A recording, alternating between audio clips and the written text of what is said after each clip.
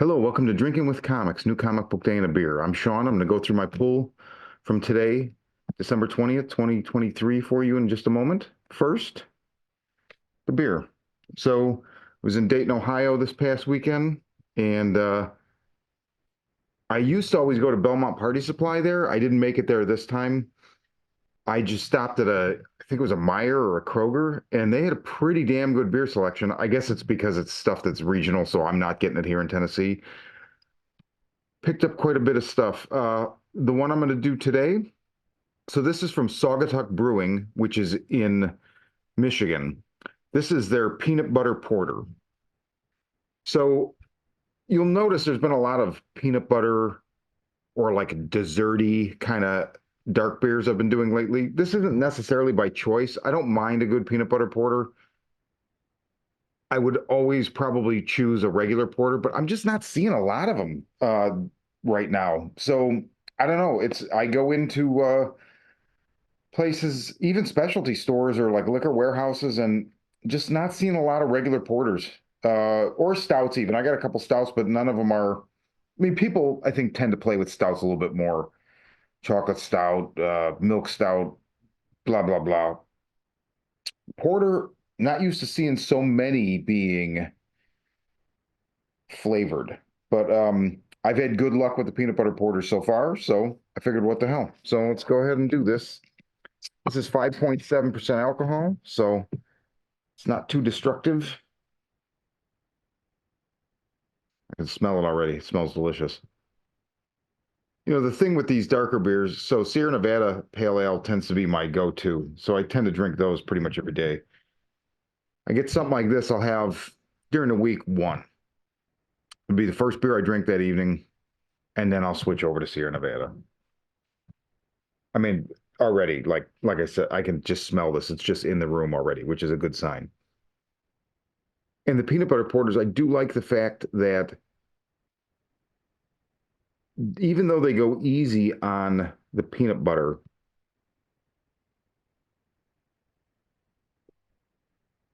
oh, it's very distinctive. It really, that aspect of the taste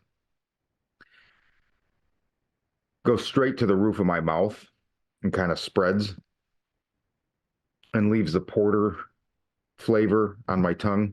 It's pretty interesting. This is a good beer. I had one of these last night. I wasn't paying so much attention to it, but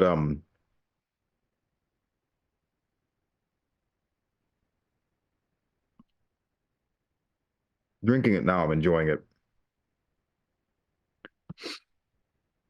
I will say the one I had last night was very cold. I pulled this one out about half an hour ago. Dark beers, the colder they are, kind of messes with the consistency a little bit. And also, I feel like kind of mutes the flavor because the cold overpowers it. Anyway, whatever. We're not here to talk just about beer, although this is a good beer to talk about because it's kind of hitting the spot right now. Here's my poll. So this is something I didn't expect to buy.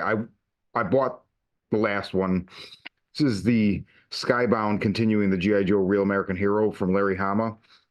I was intrigued enough by that first issue to say, you know what, I'll pick up the second one. There's a whole thing. And now, as I mentioned when I covered the first one, which would have been 301, this is 302. Uh, they're making it a jumping on point for sure. And even though I grew up reading the original Marvel run in the 80s and just into the very early 90s, I think I probably stopped in 91 or 92, somewhere around like 116 maybe. Um, so I have more issues of this that I haven't read than I have. And I don't feel lost. I'm not sure I'm going to keep reading it. I was intrigued because they brought me up to speed fairly quickly. So there's a new iteration of Serpentor, Serpentor Khan, because the original one was killed in, I think it was 76 or 77 of the original run. I don't know if he stayed dead for the 100-something issues I haven't read. I kind of assuming he did, or there's been multiple iterations, because Larry Hama, even when dealing with the Fantastic, always tries to adhere to a very realistic approach. So there was a bomb, a mutant bomb that went off on Cobra Island in the last issue. And it seemed to me like it was making zombies out of the people that were there. So apparently there's been a casino on Cobra Island now for a while. So there were casino guests, casino staff, which looked like were a lot of those were actually like the battle android troopers, but now they're in like human shells, so they looked like pretty waitresses and stuff. It's unclear how those robots were affected by this bomb, but Serpentor Khan, Dr. Mindmender, and a lot of Cobra troops, and then all the guests and patrons from the casino are basically flesh-eating. I mean, he's not going full zombie because they're coherent and everything. And Serpentor is very coherent. He's trying to form this whole thing into a like an army that he can utilize to take over Cobra. I'm curious. This is kind of outside the realm of what I liked about Hama's original Real American Hero, but also, I mean, you can only do the same thing for so long without it you're just repeating yourself ad nauseum. So I recognize that, and the fact that this is still going makes me happy, whether I read it or not. I'm rooting for this book and for the people that read it and the people that make it. This issue deals with Wade Collins, who was part of Stalker, Storm Shadow, and Snake Eyes LRRP, their LARP patrol in Vietnam. He was killed in the last issue, but they laid him to rest and they kind of reiterated the story of their LARP patrol in Nam. We see the Joes are still at the second pit. I think it's Pit Mark II, which is in Utah under the desert. That's where they were the last time I read it, I think. But I'm definitely curious. I noticed Snake Eyes is in this a lot without a mask, so I think his face was fixed, but I'm not sure because they don't actually show him. He's always shadowy, so I'm unclear what the deal with that is. But he does speak at the end of the issue, so I thought that was kind of interesting. But yeah, I don't know. I may keep reading this for a while. I'm just very curious. So, and probably the Hiss tank helped kind of bolster my enthusiasm for G.I. Joe. So that's Real American Hero number 302. Next, this is Uncanny Avengers number 5. Now that we know who was in the Captain Krakoa suit running around working for Orcus, I won't say it here just in case you haven't caught up. All the air kind of left this series for me, so I'm glad this is the final issue because I wasn't not going to buy it because it was 5, and I'm I'm not a rabid completionist, but I mean seriously, if it's 5 issue series and you got 4 of them and you'll like them to some degree, to not get 5 seems insane. It was okay. I think my fears pertaining to what happens with the X-Men starting in January and whether I'm going to like it or not are kind of bleeding into how I'm reading these final issues of, Fall of X. So, yeah, I don't know. It was fine. James Tinian and Joshua Hickson, The Deviant number 2. Love this book. Absolutely love this book. Originally, I had noted last time I covered this, last month when I covered number 1, it was like a kind of an impulse buy. I was kind of on the fence and I bought it and I loved it. Really like this issue, really like where the story's going. I had noticed I think I mentioned this on the show when I did number 1. I noticed on League of Comic Geeks that it was only solicited for 3 issues. So I was thinking, oh, is this like Tinian's The Closet where it was just 3 issues? As my co-host Chris Saunders and I spoke about on the last Most Horrible Library, he said he saw solicitations elsewhere through number 8. So it looks like this isn't going to wrap up for a while, which I'm happy about. I like this story. It seems to be unfolding at a nice pace, but definitely feels like it would need more than just 3 issues. So if you missed number 1, they reprinted it as on the shelves today. So if you're a Tinian fan, I think this will work for you. I dig this, The Deviant. Teenage Mutant Ninja Turtles. This is number 146. So this is the road to 150. And, we're getting to the end of Sophie Campbell's run. I think I mistakenly mentioned last time that I thought that the last issue was the end, but 150 is actually the end of her run. And it's been a great run. And this was a cool issue. There's shades of The Last Ronin, but not. It involves a future iteration of some of the Turtles, but not that future. So it's another alternate future. I mean, we're getting a little bit like, X-Men here with the various like, oh, there's like a dozen fucking futures, but it's still good. It's good, and I'm curious to see where this book goes. I still think there's going to be a huge shakeup post 150. So my prediction, which I think I made here last time, is that it's going to scatter the turtles, and we're going to maybe even see some ancillary books pop up to cover the different family members. But I think we might end up in a position where, almost like X-Men, they've got enough characters now where they could conceivably do different teams to have different books, and it could be like, Leonardo and these people, Mike and Don and these people, Raph and Pepperoni, and whoever. I think that could happen. So I'm curious, but yeah, this book, it's still the best reboot I've ever seen. And even I wasn't super blown away by this issue, but it's all the big picture with this one. And even the times when it slows down a bit for me, it always picks back up and grabs me. So I'm looking forward to that.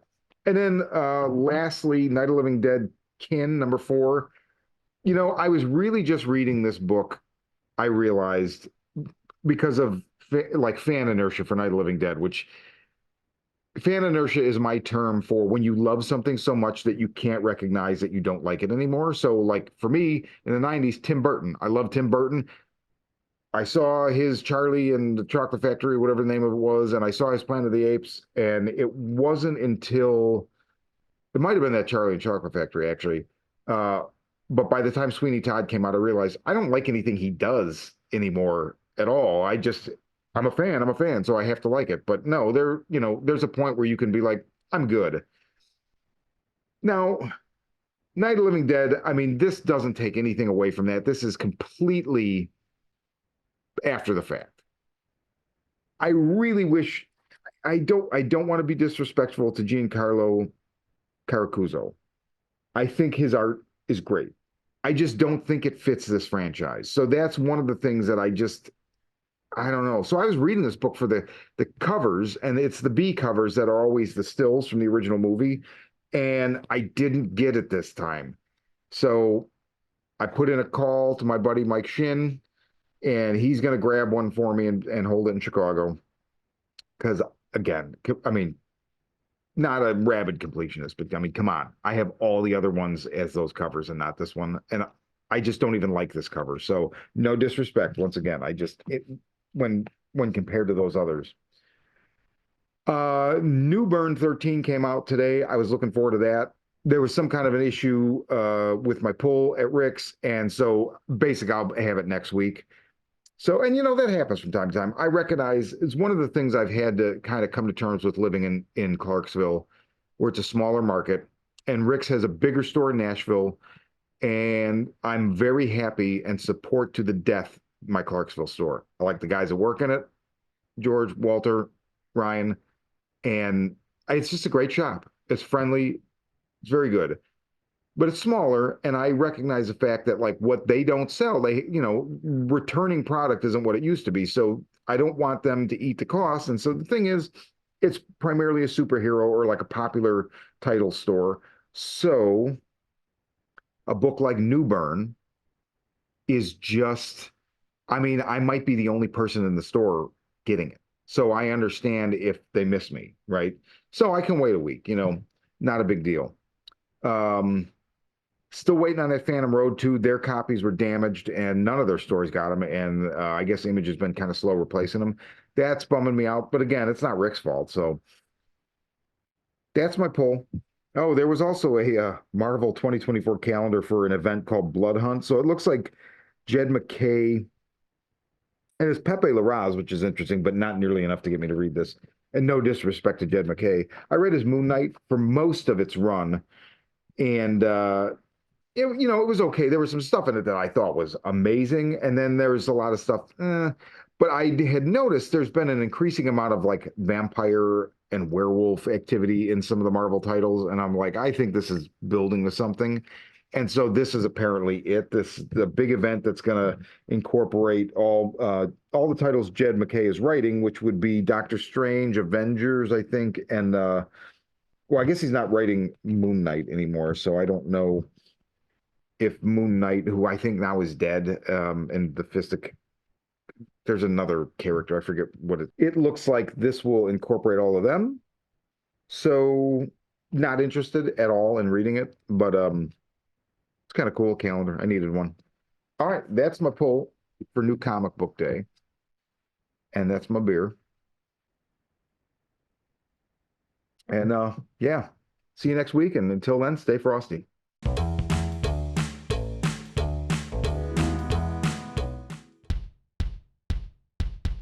Hi, I'm Sean.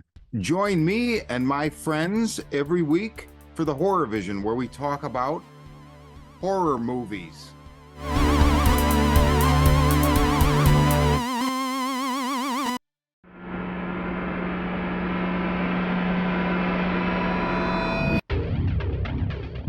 A pandemic of violence floods the streets of major cities as cases of the media-dubbed murder virus, MV20, soar, causing those infected to go on killing sprees.